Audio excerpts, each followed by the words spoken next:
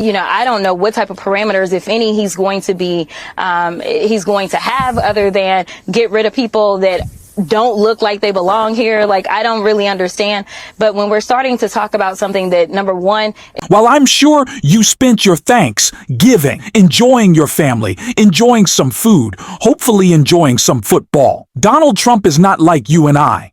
He is not a normal person. He is constantly consumed with grievance and anger and always lashing out no matter what. And that is why yesterday, he did not just simply enjoy his time with his family, which I don't think his family really enjoys their time with him. He was focused on being on Twitter and attacking people, because that's all he can ever do. Always full of anger, always full of vengeance. And so Donald Trump melted down on Twitter in an angry attack that we are going to get into. But before we do, if I could quickly ask you to leave a like on this video. And if you haven't already and you enjoy our channel, to hit that subscribe button, it goes a long way. And it really means the world to me. Now, like I said, Donald Trump was lashing out and losing his mind on Thanksgiving. But of course, a couple of days before that, he was also attacking Mexico, Canada, and China with some tariffs that are ultimately only going to impact working Americans.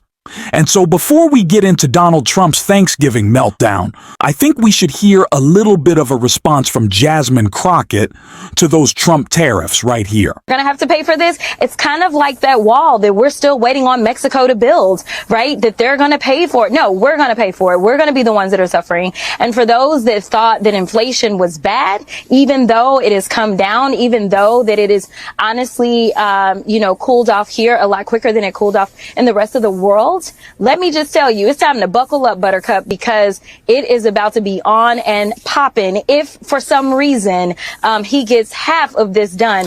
And right now, looking at the henchmen that he is trying to put into his administration, we are on track to see a lot of these negative things impact our economy. Now, one of the, in a weird way, I would say the best case scenario probably for the country and also weirdly politically for Trump would be to basically just not do it and say he did, the kind of like sort of just lie about it, essentially. And I do think there's some indications of that. So he just posted about Claudia Sheinbaum, who's, of course, the new president of Mexico. He says he had a wonderful conversation. She agreed to stop migration through Mexico and into the United States, effectively closing our southern border. I should note, this has basically already happened. It's been happening for about 8 months now. Border crossings have been near zero, right? They've essentially zeroed out. We also talked about what to be done to stop the massive drug inflow of the U.S. Very productive conversation. Again, no one knows. This was so weird about these. He says, I'm going to do this massively destructive thing. Basically, everyone on Wall Street and the Republican Party is like, he won't. And now we just sort of find out, like, will he, won't he? Will he do it for a few days and not? That's sort of where we are. Yeah, no, like I said, I mean, he instituted tariffs not as deeply as what he's proposing this time, but he did do it last time. And so I don't see why he would necessarily change course, because according to him, the people definitely wanted his type of economics back, yes, not actually realizing that it was Obama's economics. And I will point out, just like you said, when the Mexican president responded to him, what she said was, listen, this is not only going to cause you a problem as it relates to trade, because, two can play that game, but this is also going to cause you an issue as it relates to immigration. And she was highlighting basically that she has been working in a cooperative way to make sure that we could stop some of those crossings at the southern border. Now I want to check out the rest of that clip in just a bit. But before we do, of course we have to get into this Trump meltdown. The tariffs are more serious and more important. But we just have to point out how ridiculous this person is.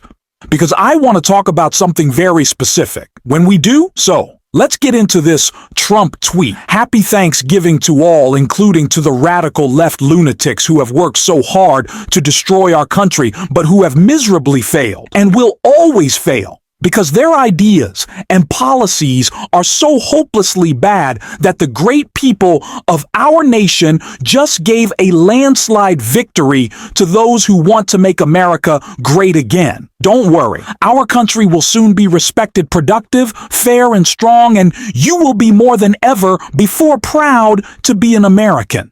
Now I know that's a ridiculous post. And you might be saying, Jack, why do we need to care about this? For two reasons. The first being Donald Trump and MAGA Republicans continue to say that he won in some huge, overwhelming mandates, such a landslide, when it was really one of the most historically small popular vote victories in history. And another small popular vote victory is when Donald Trump lost the popular vote in 2016. Let's remember that. Just because he won it this time, just because he won it by 1 point, 2%, he didn't even get a majority. It wasn't even 50% does not mean that Donald Trump has this overwhelming mandate to put whoever he wants in his cabinet and act with impunity. That's just wrong. And we need to continue to say that's wrong every single day. So they don't think that they could act with free rein however they want, because everyone wanted them to do so. That's not true. The second important thing that I think we need to take out of that tweet is this idea that for so long people criticize President Biden, and really Democrats at large, for being divisive. They divided the country. I don't know how, but that was always the accusation, and that's always what the accusation is going to be.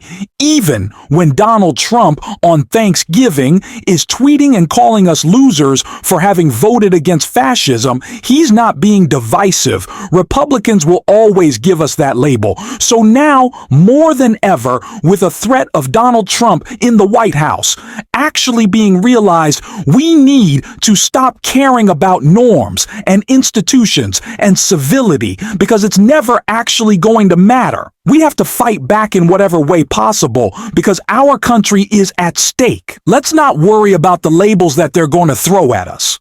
Let's just worry about getting the work done and pushing back. And of course, that starts with tariffs. So let's get back into what Jasmine Crockett had to say. You know, I don't know what type of parameters, if any, he's going to have, other than get rid of people that don't look like they belong here. Like, I don't really understand.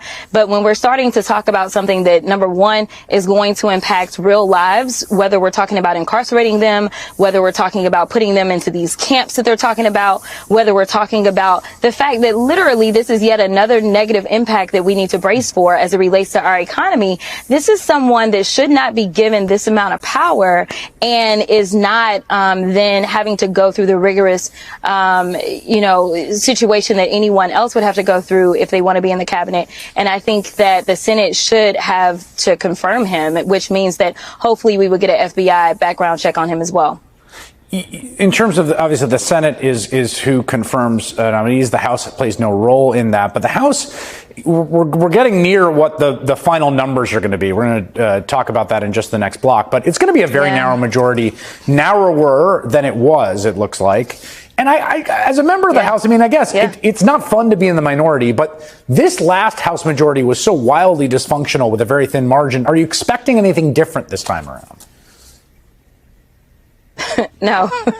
It is the one thing that I've been telling people. Listen, the one thing we can count on is that, number one, they can't count. And number two, the fact that they don't get along with one another. So those are the things that we are holding close to the chest. You know, I'm really excited about Derek Tran. And we are watching another race in California right now. And he is pulled ahead as well, Adam Gray. So we're hoping that we actually end up having more members of the House this 119th than we actually had in this 118th. So we're currently on track to have 214, which is the exact same number that we had throughout the 118th. And if we can pick up this last seat with Mr. Gray, then we'll be looking at having 215. And we know that Donald Trump has plucked out a number of members already, which means that, you know, we may get as close as 217 to 215 if everything kind of works out, which is something that they have never had to endure in the 118th. This is just an unhinged lunatic. This person has completely lost his mind. Of course, we know that. And it's really disappointing that Americans don't know that. I don't want I don't want people to be hurt by these tariffs. I don't want anyone to have to learn their lesson by losing thousands of dollars of spending power to Donald Trump. Because I don't know if American consumers actually will learn their lesson if they didn't learn their lesson about what a disaster Donald Trump was during CO. Or on January 6th. I'm unsure if they can learn that lesson, but maybe I don't want it to happen that way. I want the Democratic agenda to be so progressive, so powerful, and so impactful in people's lives that they want to vote for Democrats not just against crazy Republicans, but that means talking about the ways in which Donald Trump's policies impact them. And President Biden did that right here, calling out Trump. I think it's a counterproductive thing to do. You know, look, one of the things you've heard me say before that we have an unusual situation in America. We're surrounded by the Pacific Ocean, the Atlantic Ocean, and two allies, Mexico and Canada. And the last thing we need to do is begin to screw up those relationships. Yes, I agree. I really hope he rethinks the policy. I hope it doesn't happen. I'm not one of these people who hopes Trump destroys the country, so people, like I said, will learn some lesson. Because I don't know if that's actually going to happen, and I don't want to see pain inflicted on my neighbors. That's why I voted for Vice President Harris, and so I don't know. We don't want bad things to happen, but when they do, and they inevitably will, because Donald Trump will be president, we have to point them out. We have to call them out. And we have to talk about them everywhere, on every podcast, on every news station, to every person we possibly can. We have to rethink, rework, and re-implement a new messaging strategy, and we're going to be doing that on the show every single day. And if you want to support that, as always, you can hit that subscribe button. You can leave a like on this video. And if you're stuck around at the end, you can drop a blue heart in the comments. Until next time, I'll see you soon.